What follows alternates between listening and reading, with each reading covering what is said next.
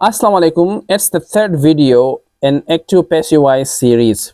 ये बहुत ज़रूरी वीडियो है जिसके लिए आप सब आई थिंक इंतज़ार कर रहे थे कि कब हम और कैसे हम एक्टिव से पैसिव वॉइस सेंटेंस बनाएंगे। तो आज की इस वीडियो में हम सारे रूल्स करेंगे कि एक एक्टिव वॉइस में जो सेंटेंस है उसको हम पैसिव वॉइस में कैसे कन्वर्ट करेंगे। ठीक है, तो rules to change active voices into passive voices.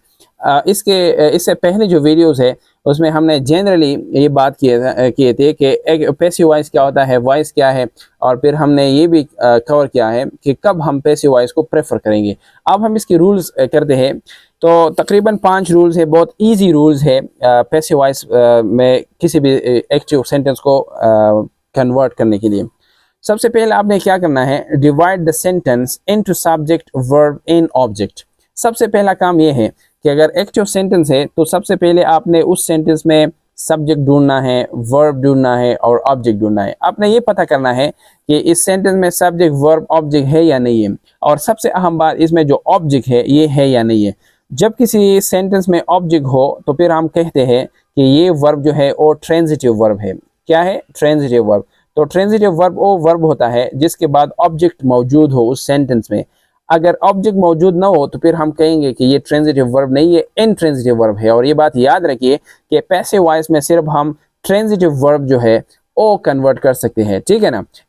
Intransitive verb जो होते हैं जिनमें ऑब्जेक्ट्स नहीं होते उनको हम पैसिव वॉइस में नहीं तब्दील कर सकते। हाँ, बाज़ औक़ात इस तरह होता है कि ऑब्जेक्ट्स तो मेंशन नहीं होता, लेकिन हम ये मतलब इमेजिन कर सकते हैं कि ज़रूर इस तरह कुछ होगा, तो ऑब्जेक्ट इस तरह कुछ होगा, तो फिर हम अपनी तरफ से एक ऑब्जेक्ट बनाते हैं और सेंटेंस को पैसिव वॉइस में कन्वर्ट करते हैं। अदरवाइज अगर किसी सेंटेंस में इस तरह ऑब्जेक्ट ना हो यानी ट्रांजिटिव वर्ब ना हो तो फिर हम उस सेंटेंस को उस एक्टिव वॉइस सेंटेंस को पैसिव वॉइस में कन्वर्ट नहीं कर सकते। तो सबसे पहला काम आपने क्या करना है, सेंटेंस में सब्जेक्ट ढूंढना है, वर्ब और ऑब्जेक्ट। तो मैंने सेंटेंस एग्जांपल के तौर पर लिखा है कि वी स्टडी इंग्लिश। अब वी जो है ये तो सब्जेक्ट है, ऑलरेडी अंडरस्टूड बात है, परफॉर्मर ऑफ द एक्शन है, इस वजह से ये सब्जेक्ट है। एक्शन किया है इसने, स्टडी जो है ये एक्शन इसने किया है, वर्ब है, और इंग्लिश जो है ऑब्जेक्ट है। तो ये एक ऐसा सेंटेंस है जिसमें ये सारे पार्ट्स जो है सब्जेक्ट वर्ब एंड ऑब्जेक्ट मौजूद है।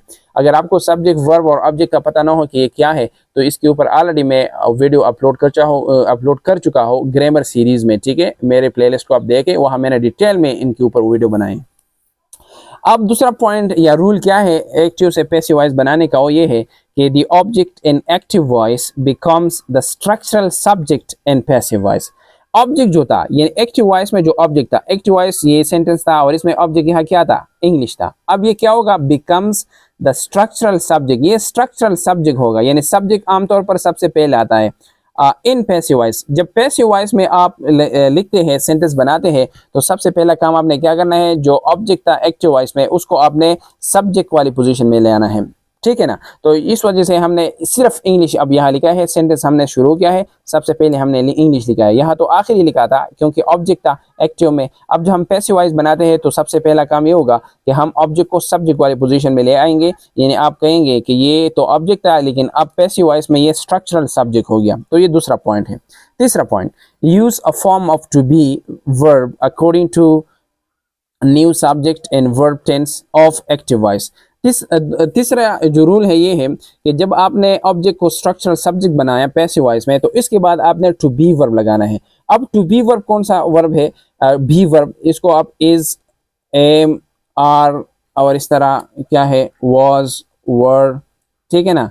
और थर्ड फॉर्म जो है इसका बीन है और आईएनजी फॉर्म इसका क्या है, बीइंग। ये बात याद रखिए कि जब भी हम ऑब्जेक्ट लगाते हैं पैसिव वॉइस का मतलब पैसिव वॉइस में जो ये ऑब्जेक्ट लगाते हैं स्ट्रक्चरल सब्जेक्ट की जगह, तो इसके बाद डायरेक्टली हम क्या लगाएंगे, टू बी वर्ब। अब टू बी वर्ब कौन कौन से हैं, या तो इज होगा या एम होगा, आर होगा। ये depend upon the subject used. Subject को हमने देखना है कि कौन सा सब्जेक्ट है, सिंगुलर है, प्लूरल है, तो उस हवाले से हम वर्ब यूज़ करेंगे।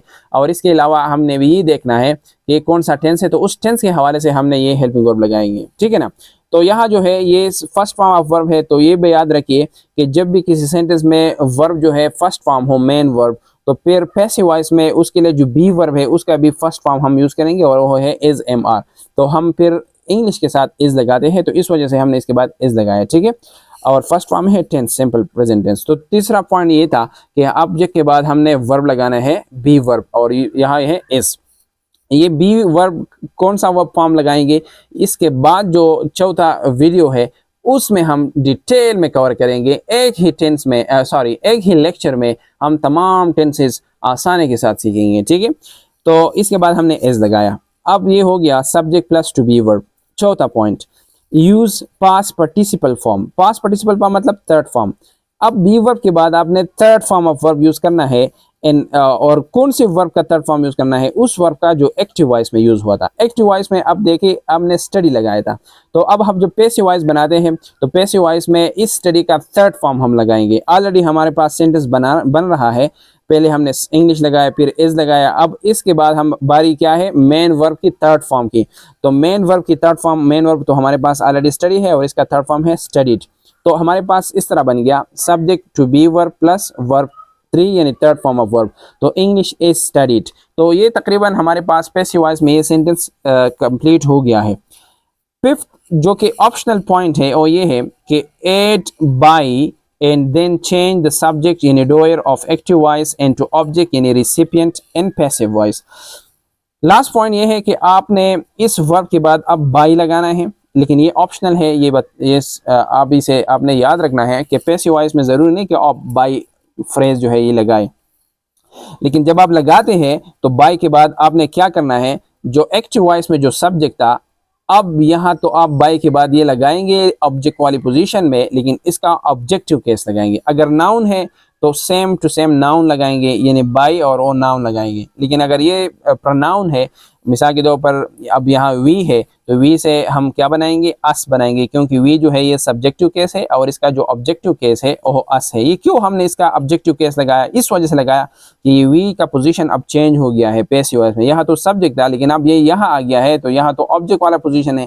جب آبجیکٹ والا پوزیشن ہے تو ہم اس کا آبجیکٹیو کیس لگائیں گے. اور یہ بھی اس کے اوپر میں ویڈیو آلریڈی بنا چکا ہوں پرسنل پروناؤن میں, کہ سبجیکٹیو کیس کیا ہے, آبجیکٹیو کیا ہے, پوزیسیو کیس ہے, اور پھر پوزیسیو ایڈجیکٹیو کیا ہے, پوزیسیو پروناؤن کیا ہے. یہ تو میں آلریڈی کور چکا ہوں, ٹھیک ہے. تو اب سمپلی اگین میں نے لکھا ہے کہ جب سبجیکٹ میں آئی ہو اور جب آپ پیسو وائس میں تبدیل کریں گے تو آپ می میں اس کو کنورٹ کریں گے اور اس کے آگے بائی لگائیں گے, بائی می.